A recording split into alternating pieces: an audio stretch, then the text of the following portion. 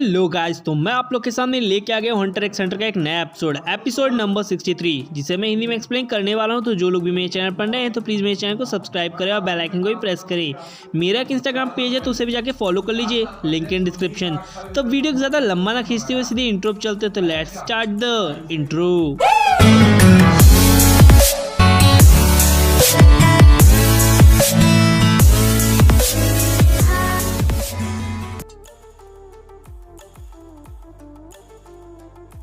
तो इस एपिसोड के पहले सीन में हमें दिखाया जाता है बिस्कुट को।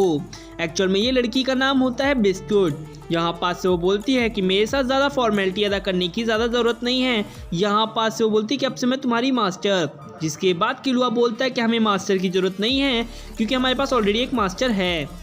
जहाँ पर वो अपने मास्टर्स का नाम रिवील करते हैं और वो कहता है गॉन तुम कुछ नहीं कहोगे। जिसके बाद वो अपने मास्टर्स का नाम बताते हो तो वो बोलता है ओह तो तुम इसके स्टूडेंट्स हो। मैं बता दूं कि वो मेरा स्टूडेंट रह चुका है। तो बोलती है कि मैं तुम्हें एग्जामिन करने वाली हूँ। यहाँ पास से वो बताते कि ऑलरेडी हम लोग एग्जामिन हैं। तो बोलती है नहीं, मैं लेकिन फिर से करना चाहूँगी। जिसके बाद वो अपने बुक में से एक कार्ड बाहर निकालती है और वो कार्ड वही होता है जिसे ये लोग मच्छर के जैसे मारने की कोशिश कर रहे होते हैं। कार्ड का नाम होता है मैरिमो D80। यहाँ पास से वो बताना चालू करती है कि हमारे वर्ल्ड में ऐसे कई इस वर्ल्ड में काफ़ी सारे ऐसे और भी कार्ड हैं जिन्हें हम नहीं जानते हैं। यहाँ पास से वो हर कार्ड को उनके इंटेंशंस के साथ बताना चालू करती है। तभी वो कहती है झुक जाओ क्योंकि हमें कोई देख रहा है। और देखने वाला कोई बंदा होता है जो कि उन्हें दूर से ही ऑब्जर्व कर रहा होता है। यहाँ पास से वो बोलता है कि ये सिर्फ 3 बच्चे हैं, इन्हें हराना ज़्यादा मुश्किल नहीं होगा। पास से ही लोगों ने वो चीज़ें नोटिस कर ली होती हैं। तभी वो बोलती है कि वो हमें सिर्फ एक बच्चा समझ रहा है और इसलिए वो रिलैक्स है। यहाँ पास से दोनों के बीच में काफ़ी अच्छी बातें चलने लगती हैं।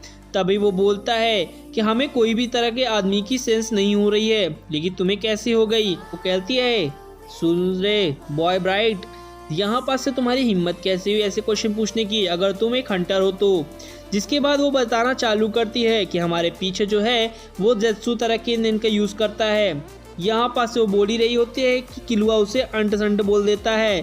तो वो उस पर एक ज़बरदस्त चमाट मार देती है जिसे देखकर गॉन ठंडा पड़ जाता है और वो बोलता है किलुआ कि तुम यहाँ से भाड़ में जाओ, हमारे को तुम्हारे साथ नहीं रहना है, तुम हमारी मास्टर बनने के काबिल ही नहीं हो। के बाद वो लोग वहाँ से अलग अलग हो जाते हैं। यहाँ पास से बिस्कुट अलग चली जाती है और गॉन और किलुआ अलग। ये बंदा वहाँ से खड़े होकर नोटिस कर लेता है कि ये दोनों सब लोग अलग होते हैं और काफ़ी ज़्यादा खुश होते हैं। खुश हो रहा होता है वो बंदा। तभी गॉन और किलुआ को दिखाया जाता है जहाँ पे किलुआ रियलाइज़ कर चुका होता है कि उसने थप्पड़ क्यों मारा और वो थप्पड़ मार इसलिए चाहती थी कि इनका प्लान है जिससे वो अलग हों और उसे रिलैक्स हो जाए कि अकेली लड़की है तो इसे हराना काफ़ी ज़्यादा आसान होगा। यहाँ पास से हमें बिस्कुट को दिखाया जाता है जो कि उस बंदा उसका पीछा कर रहा होता है। ये चीज़ गॉन और किलुआ समझ चुके होते हैं और वो वापस से आते हैं उसे मारने के लिए। तब तक में वो वहाँ पर खड़ी रह जाती है और उसका एक बाल काट ले जाता है वो बंदा और वो बोलता है कि मैंने अपने सीजर से तुम्हारे बाल को काट दिया है। यहाँ पास से वो उसके बाल को अपने मुंह में रखकर चबाने चालू कर देता है और उसकी सारी इंफॉर्मेशन उसकी बॉडी पे आ जाती है, इवन उसके डेट ऑफ बर्थ और हर चीज़ उसकी माइंड की जो है और डिसीजन सब कुछ। पास से उसे रियलाइज़ हो जाता है कि ये लड़की कोई आम लड़की नहीं है, इसकी उम्र 40 साल से भी ऊपर है। और ये देखकर वो काफ़ी ज़्यादा हैरान होता है क्योंकि उसकी उम्र बस बड़ी है लेकिन हाइट और साइज़ दोनों ही एक जैसे हैं, यानी कि एक बच्चे के हैं। जिसके बाद वो अपनी सारी चीज़ें रखता है और बोलता है कि तुम्हें हराने के लिए मुझे कुछ अलग करना होगा। यहाँ पास से वो अपनी हर पोटेंशियल को आजमाने के लिए वो तैयार हो जाता है। दोनों ही फाइटिंग पोजीशन में आ जाते हैं। गॉन और किलुआ दूर से खड़े होकर ये सारा नज़ारा देख रहे होते हैं। यहाँ पर फाइटिंग चालू हो जाती है और आपस में ही लड़ना देते हैं और यहाँ पास से वो लड़की उसे बिस्कुट उसे पटक देती है और वो वहीं पर गिर जाता है। बिस्कुट काफ़ी ज़्यादा शातिर तरीके से उससे फाइट करती है। गॉन और किलुआ उसकी अपनी नज़र तेज बनाए होते हैं। जिसके बाद वो समझ जाते हैं कि पहले उसने वीक पॉइंट को पकड़ा और अपने ही एक झटके से उसे हरा दिया। यहाँ पास से वो दोनों उसके पास आते हैं और वो समझ जाती है कि ये D रैंक के गेमर हैं तो इनसे ज़्यादा हमें खतरा नहीं है, लेकिन ये काफ़ी जल्दी हरा सकते हैं। जिसके बाद वो लड़की बताती है कि तुम मुझे बिस्की बोल सकते हो। यहाँ पास से किलुआ फिर बोल देता है कुछ अंट संट, जिसके बाद वो उसे पंच मार के हवा में उड़ा देती है। तो वो बोलती है ठीक है। यहाँ पास से वो बताती है कि मैं इस गेम को क्यों खेलना चाहती हूँ और ये गेम पूरे तरह से क्लियर अप करना चाहती हूँ। यहाँ पास से वो एक क्रिस्टल का नाम लेती है जिसका नाम होता है ब्लू प्लैनेट SS5। यहाँ पास से वो अपने बारे में सब कुछ रिवील कर चुकी होती है और वो बताती है कि मैं इस गेम को खेलने के लिए सिर्फ मजे के लिए खेल रही हूँ। जिसके बाद वो पूछती है कि तुम इस गेम को क्यों खेलना चाहते हो। यहाँ पास से वो बताता है कि मैं अपने फादर को ढूंढना चाहता हूँ। जहाँ पास से वो पूछती है कि अपने तुम्हारे फादर का नाम क्या है। ये बताता है कि मेरे फादर का नाम है गिनी फेरेस। जहाँ पास से वो बताता है कि जिन्होंने इस गेम को बनाया था और उनका फेस रिवील होता है। जहाँ पास से वो बोलती है कि ओह तो तुम उसके सन हो, वो काफ़ी ज़्यादा फेमस थे।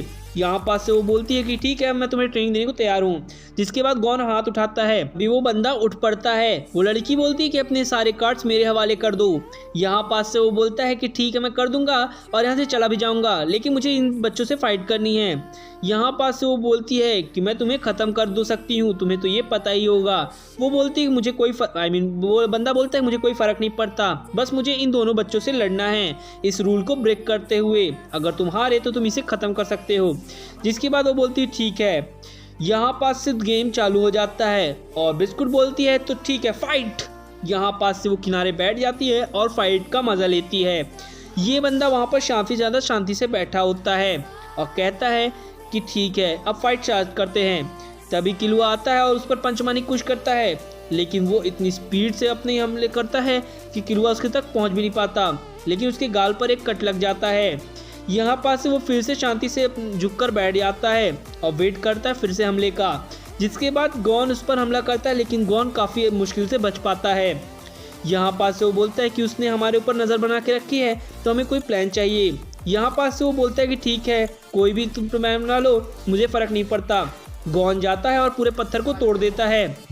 सीन शिफ्ट होता है और हमें उस लड़की को दिखाया जाता है, यानी कि बिस्कुट को, जो कि समझ नहीं पाती ऐसा ये लोग क्यों कर रहे हैं। यहाँ पास से वो दोनों रॉक को एक शील्ड बनाकर यूज़ कर रहे होते हैं अपने लिए।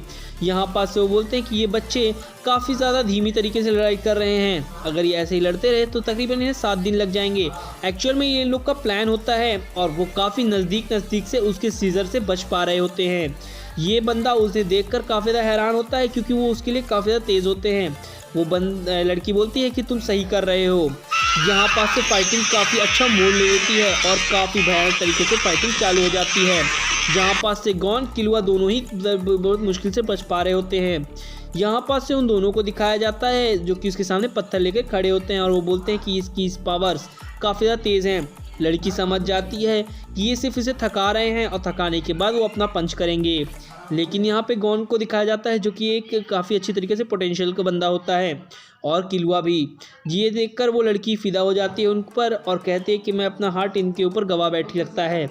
यहाँ पास से वो काफ़ी अच्छी तरीके से फाइट कर रहा होता है वो बंदा उनसे, और वो यहाँ पर किलुआ को दिखाया जाता है जो कि उसके पास पहुँच जाता है, उस पर एक ज़बरदस्त पंच मारने ही वाला होता है। तभी गॉन उसे कहता है रुक जाओ किलुआ, हम उसे नहीं मारेंगे।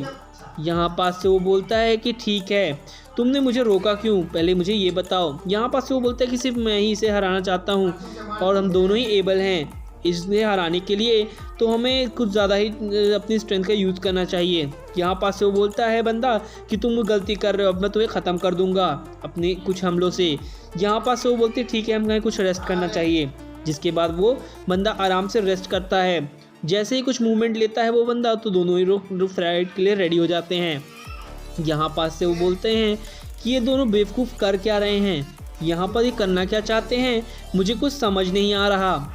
यहाँ पास से उस बच्चे को उस आदमी को दिखाया जाता है जो कि अपने विजन में जाता है। जब वो छोटा था तब उसके सामने एक पर्स गिरा मिला जो कि उन दोनों बंदों का था, लड़के लड़कियों का था, जिन्हें वो लौट आने जाता है और बताता है कि ये पर्स आपका गिर गया था।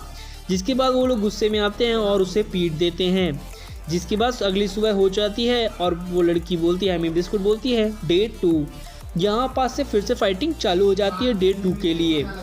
दोनों ही लोग काफ़ी अच्छी फाइटिंग कर रहे हैं और देखते देखते 4 दिन बीत चुके थे। यहाँ फाइटिंग काफ़ी अच्छा मोड़ ले रही होती है। एक्चुअल में ये इसे दिखाना चाहते थे कि हम कितना लंबा टिक सकते हैं और आज 7वां दिन है। यहाँ पास से 7वें दिन वो काफ़ी अच्छे तरीके से थका चुके होते हैं उसे, और वो बंदा बोलता है डैम ये लोग ज़्यादा थका रहे हैं। वो लड़की बिस्कुट बैठी होती है और वो क्या बोलती है ये काफ़ी ज़्यादा बोरिंग है। यहाँ पास से गॉन आता है और बोलता है कि अब तुम नहीं बचोगे। यहाँ पास से वो बोलता है कि तुम अब दोबारा कभी लड़ नहीं पाओगे। जिसके बाद वो उसे फिर से वही वाला विजन याद आता है अपना बचपन का, जब उन दोनों बंदों ने मिलकर उसे पीटा होता है और उसके सामने सीजर आई होती है, और ये चीज़ उसके लिए एक रिवॉर्ड होती है। तभी गॉन आता है, उसके पेट पे एक ज़बरदस्त पंच मार देता है और वो हार जाता है। यहाँ पास से किलुआ बोलता है कि बस इतना काफ़ी था उस बंदे के लिए। तभी वो बोलता है कि तुम मुझे मार दो जैसा कि रूल था। यहाँ पास से वो अपने आप को देखता है अपने सामने, यानी कि अपने छोटे वाले रूप को, यानी कि गॉन की जगह पे वो खुद को देख रहा होता है और वो कहता है कि मैं अपनी नॉर्मल लाइफ जी सकता था लेकिन नहीं। जिसके बाद वो लड़की बोलती है ठीक है तुम जा सकते हो, और वो इनके मन में कह रही होती है कि ये लोग कितने काइंड हार्ट के हैं। यहाँ पास से दोनों के बीच में काफ़ी अच्छी बातें होती है और वो कहती है तो ठीक है हमें चलना चाहिए मैडसोल्डा जो भी है नाम। खैर यहाँ पास से वो काफ़ी अच्छी जगह जाते हैं, खाना पीना खाते हैं और वहाँ से निकल पड़ते हैं मैजिक ऑफ सिटी के लिए। यहाँ पास से वो दौड़ते हुए जा रहे होते हैं, तभी उनके सामने आ जाती है सिटी ऑफ मैजिक मैसेडोरा। यहाँ पास से वो लोग देखते हैं कि माफ़ करना मैं कार्ड्स ढूंढने गई थी तो मुझे मिल चुके हैं वो 3 कार्ड्स जो कि हम यूज़ करने वाले हैं। यहाँ पास से वो बोलती है तुम्हारी ट्रेनिंग का पहला दिन चालू होता है, और वो कार्ड्स को फिर से रिवील करती है और वो निकलते हैं एक टॉर्च और कुछ औजार। जहाँ पास से उन्हें पूरा एक पत्थर के अंदर छेद बनाना होता है। वो लोग मेहनत करना चालू करते हैं और उस पत्थर को निकालने चालू करते हैं। काफ़ी देर हो जाती है, वो लड़की शांति से बैठी होती है और कहती है कि ये काफ़ी ज़्यादा मेहनती बच्चे हैं तो इन्हें ट्रेनिंग देने में कोई ज़्यादा दिक्कत नहीं होनी चाहिए मुझे। ये लोग रात हो जाती है और काफ़ी ज़्यादा थक जाते हैं, और बोलती है वो लड़की कि ठीक है स्टार्च का ट्रेनिंग ख़त्म होती है तो तुम लोग को सो सकते हो। एक्चुअल में सोने का भी एक लॉजिक है, अगर आप सो गए अब पकड़े पकड़े तो आपका जो हाथ है अगर ऊपर गया तो जो पत्थर है तो आपके सीधे सर पे लगेगा। जिसके बाद वो लड़की खाना बनाती है उन लोगों के लिए, आई मीन बिस्कुट।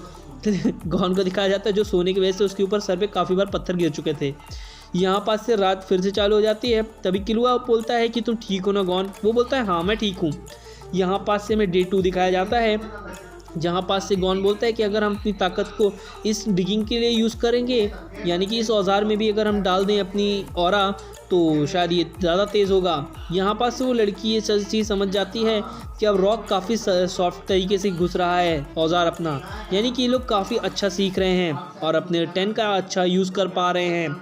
यहाँ पास से दिखाया जाता है इन दोनों को जो कि उसकी ट्रेनिंग के लिए रेडी होते हैं और अपनी बॉडीज़ को ट्रांसफॉर्म कर पा रहे होते हैं। तभी एपिसोड यहीं पर खत्म होता है। मैं इसका अगला लेके आऊँगा, तब तक के लिए good bye and sayonara. Thank you for watching my videos and subscribe my channel. Thank you.